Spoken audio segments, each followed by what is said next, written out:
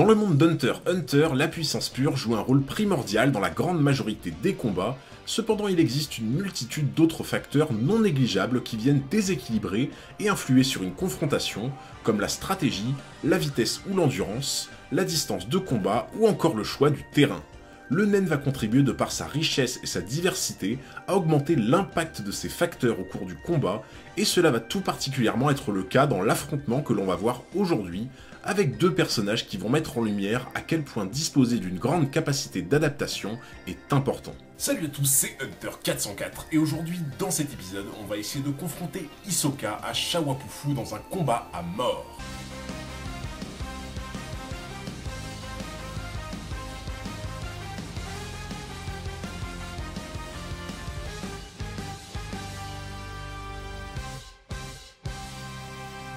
Avant de commencer ce combat qui s'annonce déjà épique, j'ai une grande annonce à vous faire. Voici Zone 404. Il s'agit de ma deuxième et toute nouvelle chaîne YouTube. Si vous vous demandez pourquoi je l'ai nommée de la sorte, c'est clairement une référence à la Zone 51, et aussi parce que ça m'amusait beaucoup de dessiner un alien qui lit un manga pour apprendre la vie sur Terre. Cette chaîne va abonder de reviews de mangas en pagaille, mais aussi de séries et de films en tout genre. La première vidéo de la chaîne sera d'ailleurs une review du premier épisode de la série Seigneur des Anneaux, qui sort le 2 septembre. Le lien de Zone 404 est dans la description, je compte donc sur vous mes hunters pour aller m'exploser comme il se doit ce bouton abonnement et ne lui laisser aucune chance. Et maintenant, retour au combat. Après la vidéo de Killua vs Youpi et de Zeno vs Neferupito, c'est au tour du troisième garde royal, Shawapufu, de rentrer dans l'arène, avec en face de lui un adversaire de taille qui n'est autre qu'Hisoka. C'est d'ailleurs quand j'ai commencé à préparer cette vidéo que j'ai constaté avec surprise à quel point le personnage de Pufu était détesté par une grande majorité de la communauté.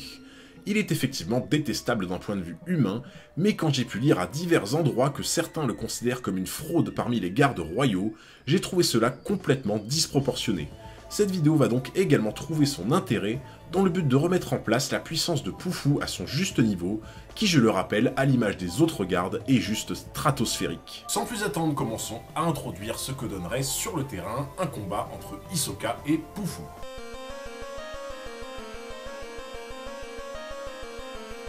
La confrontation entre Youpi et Killua nous a appris que l'endurance peut être la clé de la victoire, en particulier dans un combat où la puissance pure est inutile si l'on est incapable de toucher son adversaire, et que même une vitesse divine manque d'efficacité face à un ennemi qui ne prend aucun dégât. La confrontation entre Pito et Zeno, quant à elle, nous a montré que l'expérience de combat est primordiale, car elle débouche sur le choix d'un terrain adapté, ainsi que sur la capacité d'user avec adéquation de la bonne distance de combat avec son ennemi, une stratégie poussant donc à imposer ses conditions de victoire à son adversaire. Et maintenant, si on se projette un peu sur l'affrontement d'aujourd'hui, qu'est-ce que le combat entre Pufu et Hisoka pourrait mettre en lumière? À première vue, les deux personnages ne misent pas tout sur la force physique, mais semblent plutôt opter pour un usage assez prononcé de la stratégie en plein combat. Cependant, là où Pito et Zeno usaient de la stratégie par expérience, dans le but précis d'optimiser leur capacité de nen, vous allez voir que Hisoka comme Pufu vont utiliser leur stratégie d'une façon complètement différente, qui d'ailleurs est parfaitement à l'image de leur psychologie et de leur capacité. Si l'on commence à comparer les capacités physiques de Hisoka et de Shawapufu, ils sont globalement sur la même longueur d'onde concernant leur style de combat. Ils sont relativement bons et complets sous tous les aspects du corps à corps, se démarquant néanmoins au passage sur le plan de la vitesse et de l'agilité, qui pour le coup, il faut le reconnaître, sont toutes deux absolument déconcertantes. En effet, les nombreux combats qu'a pu mener Hisoka au cours du manga, et tout particulièrement son combat contre Goto, témoignent tous à l'unanimité d'une dextérité sans pareille, le rendant aussi insaisissable qu'une anguille. Du côté de Pufu, cela peut paraître difficile à croire, mais il est probablement encore plus compétent dans ce domaine qu'Hisoka lui-même. Si vous avez encore besoin d'une preuve, rappelez-vous ce moment où Pufu a fendu l'air en attaquant Komugi, qui, je le rappelle, était sur le dos de Killua, et donc se déplaçait en vitesse Godspeed. Au-delà du fait que même un monstre comme Youpi n'arrivait pas à suivre Killua des yeux, Pufu a réussi l'exploit non seulement de lire sa trajectoire, mais a même presque failli l'atteindre. Hisoka et Pufu disposent également tous deux d'une endurance hors norme, ainsi que d'une résistance à la douleur aberrante, pouvant continuer de combattre sans aucun problème après avoir un bras arraché ou un œil crevé. De manière générale, leur résistance physique est impressionnante, avec bien entendu un avantage certain pour Poufou, qui fait partie des rares élus avec les 2 autres gardes royaux à n'avoir été seulement qu'éraflés suite à une frappe au visage du roi. Leur style de combat est d'ailleurs assez similaire et s'oriente davantage autour du combat rapproché, là où leur vitesse et leur agilité deviennent encore plus dangereuses. Poufou possédant des ailes, il lui est également possible d'obtenir des angles d'attaque ou des trajectoires encore plus intéressantes et plus précises que celles d'Hisoka. Cependant, Hisoka est également en mesure, grâce au Bungy Gum, d'obtenir lui aussi des mouvements inédits, et cela à la manière d'un grappin. Si l'on se réfère donc uniquement à l'aspect physique du combat, Poufou et Hisoka abordent un style assez similaire, basé sur la vitesse et la dextérité, afin de se rapprocher au corps à corps. Sur ces seuls critères, Poufou est clairement gagnant devant Hisoka, de par sa condition de fourmi chimère et surtout de garde royale. Tout comme pour la vidéo de Killua vs Youpi et de Zeno vs Neferupito, sur le plan des capacités physiques, la garde royale reste de très loin inégalable. Et cela grâce à la génétique la plus pure et la plus poussée octroyée par la reine durant leur temps de conception. Cependant, si l'on compare maintenant les capacités mentales, d'analyse et de stratégie de Hisoka et de Poufou, est-ce que Poufou conserve-t-il toujours l'avantage? Hisoka et Poufou sont tous deux des êtres extrêmement fourbes, intelligents et calculateurs, et le comble est qu'ils sont tous deux empreints et soumis à leurs pulsions respectives, pour l'un de satisfaire sa soif de meurtre, et pour l'autre de satisfaire son besoin affectif envers le roi. Cependant, Hisoka semble gérer sa pulsion, en particulier en plein combat, de façon bien plus rationnelle et efficace que ne le fait Poufou.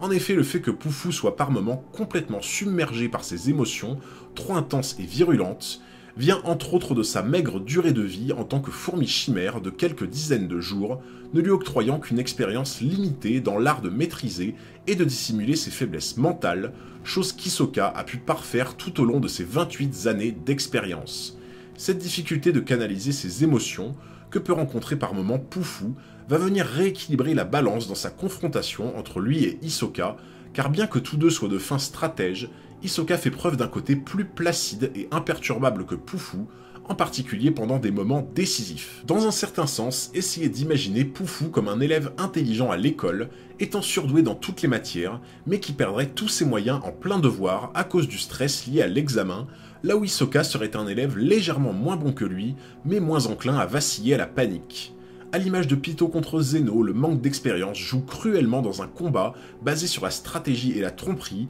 qui sont pourtant tous deux et de loin les meilleures compétences de Poufou. En partant de ce postulat, il apparaît évident qu'Hisoka prend l'ascendant mental sur Poufou lors du combat, domination psychique qui, contrairement aux capacités physiques, reste un domaine dans lequel même la meilleure génétique a ses limites, contrairement à l'expérience sur le long terme qui va venir peaufiner et parfaire une stratégie et une tromperie bien rodées. Sur la question des choix stratégiques et de l'expérience, Hisoka vient asseoir sans problème sa domination sur Poufou. Cependant, l'avantage sur les capacités physiques que peut avoir Poufou et l'avantage sur les capacités mentales que peut avoir Hisoka est avant tout théorique. C'est pourquoi il est maintenant temps de faire rentrer le nen de chacun des personnages dans l'équation. Car le nen va venir cristalliser et même peut-être retourner la balance des forces et des faiblesses de chacun sur le terrain en plein combat. Je crois qu'on est maintenant tous d'accord pour dire qu'une confrontation entre Hisoka et Poufou se jouerait avant tout sur un style de combat rapide, globalement porté sur le corps à corps, mais reflèterait surtout une sorte de jeu d'échecs axé sur la fourberie, dans lequel chacun userait de la tromperie et de la prestidigitation afin d'induire son adversaire en erreur. Je ne pense pas avoir besoin d'utiliser d'exemple pour Hisoka, car il suffit juste de repenser à son match contre Castro, et concernant Poufou, n'oubliez pas qu'il a été en mesure de complètement berner au moyen de sa chrysalide et de sa dématérialisation un hunter de l'Akabi de Moro, qu'il avait pourtant emprisonné dans sa prison de fumée. Ce désir et cette capacité de jouer avec les émotions de son adversaire et de l'induire en erreur est d'ailleurs reconnaissable chez des personnes comme Poufou et Hisoka, car tous deux utilisent des techniques de nen qui de prime abord ne paient pas de mine et ne sont guère impressionnantes. Ces techniques semblent même généralement plutôt faibles en puissance quand on les compare à des capacités à haut potentiel de destruction comme celles que l'on peut trouver dans le nen du renforcement. Mais cette façon de construire son Hatsu est très habile et cela contribue à endormir la méfiance de l'adversaire qui prendrait davantage garde devant une technique à l'apparence destructrice. Ainsi, Poufou et Hisoka ne comptent pas sur la puissance pure de leur technique pour vaincre, mais prennent l'avantage sur la maîtrise parfaite et imperceptible de leur Hatsu. Un Hatsu indétectable de ce type est donc très dur à évaluer ou à analyser, permettant ainsi de ne pas donner de précieuses informations à l'adversaire et de le laisser en permanence dans le doute. Dans cette configuration, le Hatsu de Bungigum d'Hisoka prend alors tout son sens au corps à corps, étant une véritable bombe à retardement sous la forme d'une laisse, si Pufu a le malheur de s'approcher trop près d'Hisoka sans utiliser le Gyo. Le net avantage que possède Pufu sur Hisoka concernant les capacités physiques au corps à corps s'en retrouve donc quelque peu diminué, cependant la capacité de dématérialisation instantanée de Pufu le rend absolument ignoble à affronter en combat rapproché, étant un véritable courant d'air impossible à attraper ou à coincer. Dans un exemple concret, si Pufu se montrait imprudent et en venait à entrer en contact avec le Bungigum, sa capacité de dématérialisation serait un enfer pour Hisoka, qui à chaque fois qu'il tenterait de l'amener directement à lui, se scinderait en une multitude de particules intouchables. En raison de sa capacité d'esquive importante, un naine comme le Bungigum peut avoir ses limites, alors qu'un naine à forte capacité de destruction comme celui de Youpi serait avantagé car il détruirait toute forme de vie en zone, rendant la dématérialisation de Pufu inutile. Il semblerait donc en premier lieu qu'en confrontant le Bungigum d'Hisoka avec la dématérialisation de Pufu, l'avantage serait davantage du côté de Pufu qui possède une sorte de parade naturelle à la glu provoquée par Hisoka. Cependant, l'expérience et la capacité d'adaptation incroyable de Hisoka peuvent complètement retourner la situation, et cela par un simple détail. Si vous vous souvenez bien, je vous avais parlé du combat d'Hisoka contre Goto tout à l'heure. Or il s'avère qu'au cours de cet affrontement, Hisoka a montré qu'il était en mesure de pouvoir étendre de façon spectaculaire son Bungigum, de sorte à ce qu'il soit capable de recouvrir une grande surface. En constatant que Pufu lui glisse systématiquement entre les doigts, Hisoka va donc naturellement adapter son haine à son adversaire et comprendre que la clé du combat réside dans le fait d'entourer intégralement Pufu de son Bungigum. En recouvrant intégralement de son aura gluante d'un volume équivalent à son corps, Hisoka piège toutes les particules de Pufu au même endroit, limitant de façon extrême leur déplacement. De cette manière, Hisoka devient extrêmement menaçant au corps à corps, car dès l'instant où il arrivera à englober suffisamment les écailles de Pufu, il sera en mesure de lui porter des coups causant de réels dégâts, sans aucune possibilité que Pufu puisse se scinder efficacement pour les esquiver. Si Hisoka prend conscience de cette opportunité, il prend alors l'ascendant sur cet affrontement de façon absolument gigantesque, car il réussit à transformer un défaut apparent de son haine sur Pufu en une condition de victoire. Cependant, il reste un dernier aspect que l'on n'a pas encore évoqué jusqu'à présent, et qui vient dans un ultime assaut dérégler complètement le déroulement de ce combat. On a longuement parlé en début de vidéo de l'aspect psychologique commun d'Hisoka et de Pufu, en expliquant que malgré une capacité de tromperie et de stratégie aberrante de la part de Pufu, Hisoka garde tout de même la main mise sur cet aspect, de par son expérience et son calme olympien en situation extrême. En effet, il est davantage en mesure que Pufu de pouvoir jouer avec les émotions de son adversaire et de l'induire en erreur, tout en récupérant plus d'informations que lui sur son haine au cours du combat. Cependant, la capacité principale de Pufu, le Spiritual Message, vient complètement fausser ses estimations en lui donnant un avantage de contrôle mental et d'information complètement surpuissant. J'irais même jusqu'à dire qu'à mon sens, il s'agit probablement de l'une des techniques les plus fumées du manga, car Pufu est en mesure de pouvoir poser des questions et obtenir des réponses à distance directement par le biais de l'esprit de sa cible. Ainsi, il possède une capacité incroyable à déterminer l'état de pensée ou les émotions de quelqu'un en interprétant directement son courant d'aura.